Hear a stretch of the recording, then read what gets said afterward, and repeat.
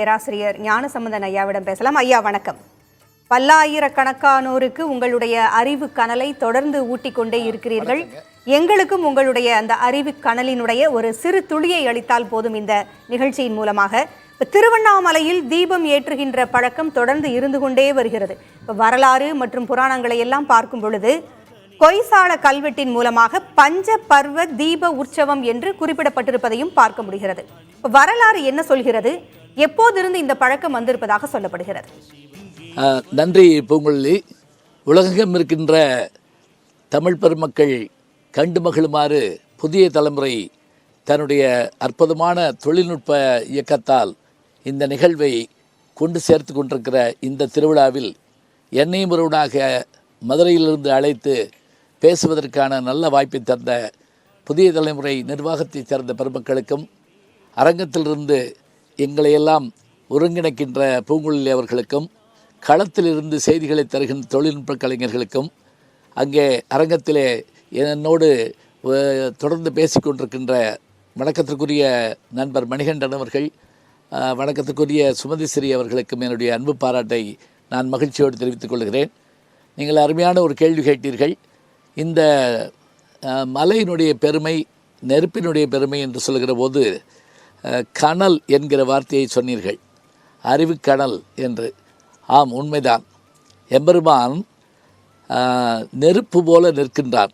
மாலறியா நான்முகனும் காணா மலையினாம் போலறிவோம் என்றெண்ணி பொக்கங்களை பேசும் பாலூர் தேன்வாய் படிடி கிடைத்திடவாய் அப்படின்னு திருவெம்பாவையில் மணிவாசகர் பேசுகிறார்.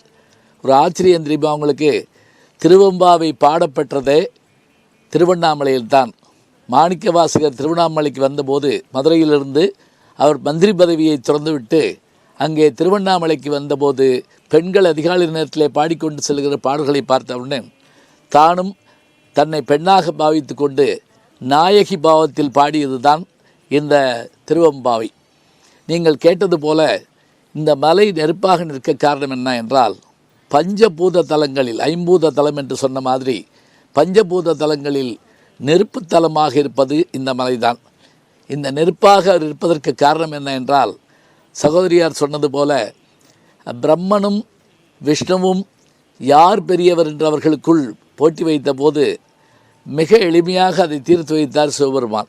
உங்களில் யார் என்னுடைய முடியை, என்னுடைய அடியை முதலில் பார்த்து வருகிறார்களோ அவர்களே பெரியவர் என்று சொல்ல, இரண்டு பேரும் பிரம்மன் அன்னவாகனமாகவும் அன்னமா வடிவிலும் அதே போல் திருமால் வராக வடிவத்திலும் ஒருவர் மேலே ஒருவர் கீழே என்று பயணித்து பல யுகங்களாகவும் தேடியும் நம்மால் தேட முடியவில்லை என்றால் நம்மை காட்டிலும் பெரியவர் ஒருவர் இருக்கிறார்.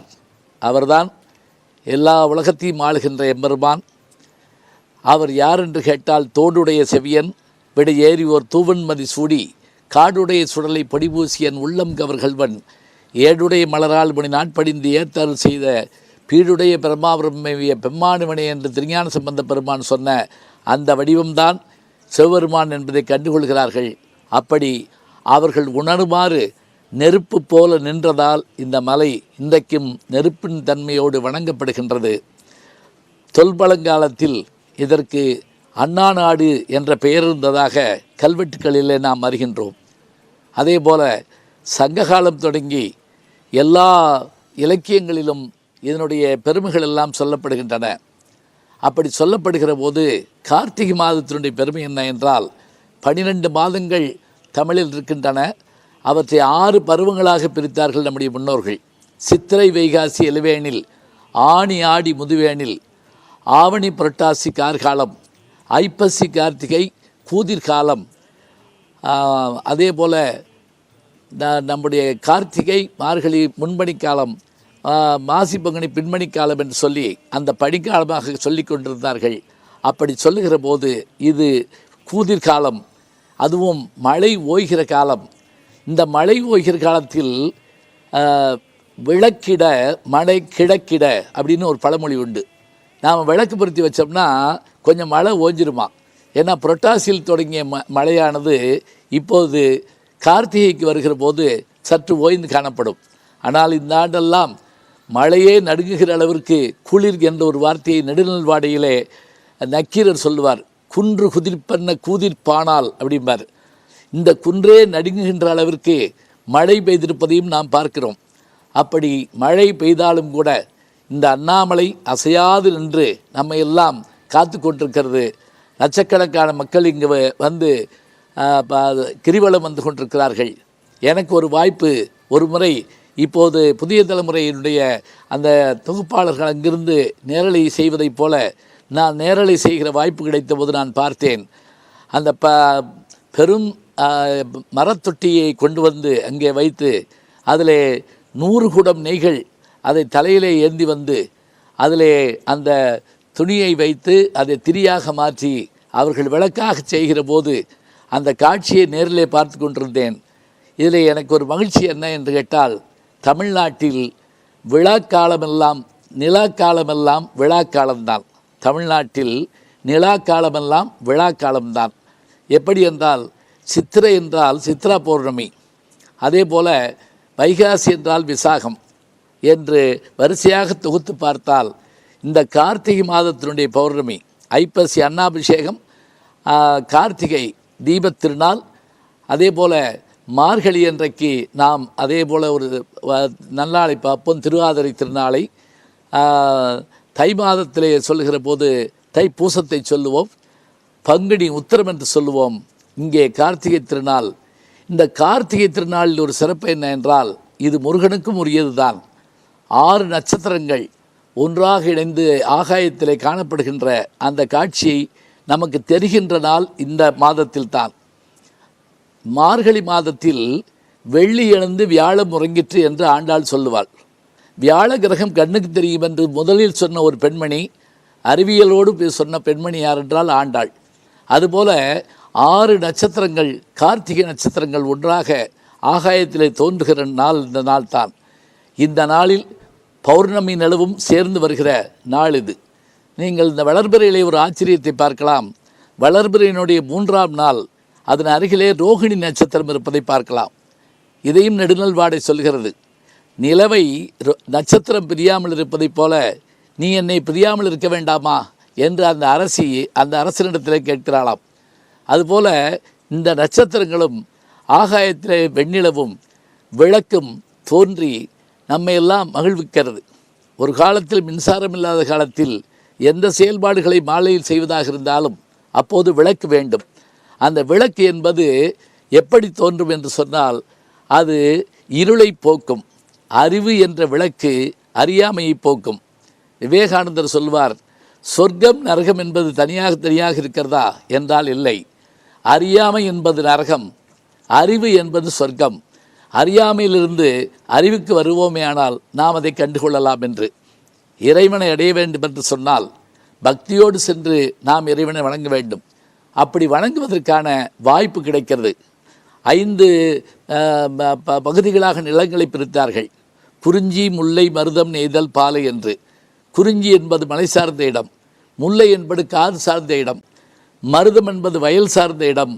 அதுபோல குறிஞ்சியும் முல்லையும் மருதமும், நெய்தல் என்பது கடல் சார்ந்த இடம். பாலை தமிழ்நாட்டில் இல்லை என்பார்கள். முல்லையும் குறிஞ்சியும் முறைமையில் திரிந்து பாலை என்றொரு படிமம் கொள்ளும் என்பார் சிலப்பதிகார ஆசிரியர். இப்படி பிரிக்கப்பட்ட தலங்கள் தோறும் எம்பெருமான் நின்று நடம்புறுகிறார் என்பதை நாம் அறிகின்றோம். அண்ணாமலையாரை நாம் கோவிலிலே தரிசிப்போம், உண்ணாமலை அம்மனுடைய அருளையும் நாம் இங்கு பெறுவோம். அதே நேரத்தில் மலை உச்சியிலே விளக்கேற்றப்படுகிற போது அது உலகெங்கும் தெரிவதைப் போல குன்றின் மேல் இட்ட விளக்கு என்று பழமொழி நான் கூறும். ஒருடைய புகழ் எப்படி சிறக்க வேண்டும் என்று சொன்னால், மலை மீது வைக்கப்படுகின்ற விளக்கு ஊர் முழுவதும் தெரிவதைப் போல நம்முடைய புகழும் அதுபோல வளர வேண்டும் என்று நாம் சொல்லுவோம். இங்கே குன்றின் மீது தீபம் ஏற்றப்படுகிறது. அப்படி தீபம் ஏற்றப்படுகிற நேரத்திலே மக்கள் எல்லோரும் சென்று அந்த காட்சியை காண்பார்கள். அதே போல உலகெங்கும் இருக்கின்ற மக்கள் தங்களுடைய வீடுகளிலே, இல்லங்களிலே இந்த விளக்குகளை ஏற்றி வைப்பார்கள். அந்த காலத்திலே தொடர்ந்து மழை பெய்கிற போது மாலை வருவதை அறிய வேண்டுமென்றால் எப்படி விளக்கேற்றுவது என்று யோசிப்பார்களாம். பிச்சிப்பூ மொட்டுக்களை தங்களுடைய வீட்டு முற்றத்திலே இருக்கின்ற அந்த பலகையிலே போட்டு வைக்க, அந்த பிச்சிப்பூ மொட்டுகள் மலர் தொடங்கியவுடன் ஓஹோ மாலை வந்து விட்டது என்று சொல்லி விளக்கேற்ற போவார்களாம். அப்படி மலர்களையும் இயற்கையும் வைத்துக்கொண்டு தமிழர்கள் நேரத்தையும் காலத்தையும் பருவத்தையும் கண்டறிந்தார்கள் என்பதை அறிகின்றோம். இறைவன் இயற்கையாயிருக்கிறான், மலையாயிருக்கிறான், நம்மோடு உடனாய் இருக்கின்றான். அத்தகைய பெருமை மிகுந்த இறைவனுடைய அருளை பெறுவதற்காகத்தான் இப்படி லட்சக்கணக்கான மக்கள் வருகிறார்கள். அது மட்டுமில்லை, இந்த நகருக்கு இன்னொரு பெருமை உண்டு. அருணகிரிநாத பெருமான் முருகப்பெருமானிடத்திலே அந்த நல்லாசி பெற்று அவருடைய திருக்கை வேலால் அவருடைய நாவிலே எழுதப்பெற முத்தை தரு பத்தி திருநகை எத்தைக்கிற செத்திச்சரவண முத்துக்குரு வித்துக்குரு பெற என ஓதுவென்று அதுவரை பாடலே பாடியறியாத அருணகிரிநாதர் திருப்புகழ் பாடினார் என்று சொன்னால் அப்படி அவரை பாட வைத்த தலம் இந்த தலம்தான். மாணிக்கவாசகரை திருவாசகம் பாட வைத்த தலம் இந்த தலம்தான். திருவாசகத்தில் இருக்கக்கூடிய அந்த திருவம்பாவை பாட வைத்த தலம் இந்த தலம்தான். இன்றைக்கும் சித்தர் பூமியாக காட்சி தருகிற இடத்திலே இன்னும் சற்று நேரத்திலே இதோ அந்த மலையின் உச்சியிலே விளக்கு ஏற்றுவதற்கு தயாராக இருக்கிறார்கள்.